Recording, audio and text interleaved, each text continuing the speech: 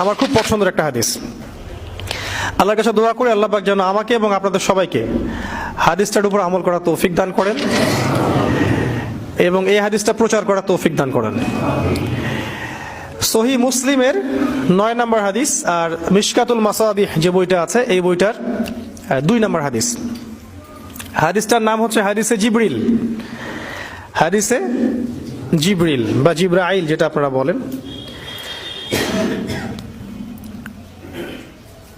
রাসূলুল্লাহ সাল্লাল্লাহু আলাইহি ওয়াসাল্লাম, আমরা নবীর নাম শুনলে দরুদ পড়ব, তিনি একদিন মসজিদে ঠিক এভাবে বসেছিলেন আর তার আশপাশে সাহাবায়ে কেরাম রাদিয়াল্লাহু আনহু এভাবে ঘিরে ধরেছিলেন। এমত অবস্থায় মসজিদে একজন ব্যক্তি প্রবেশ করলেন। আমি অল্প করে বলছি, শর্ট করে বলছি, অনেক লম্বা হাদিসটা। এমত অবস্থায় একজন ব্যক্তি মসজিদে প্রবেশ করলেন। প্রবেশ করে একদম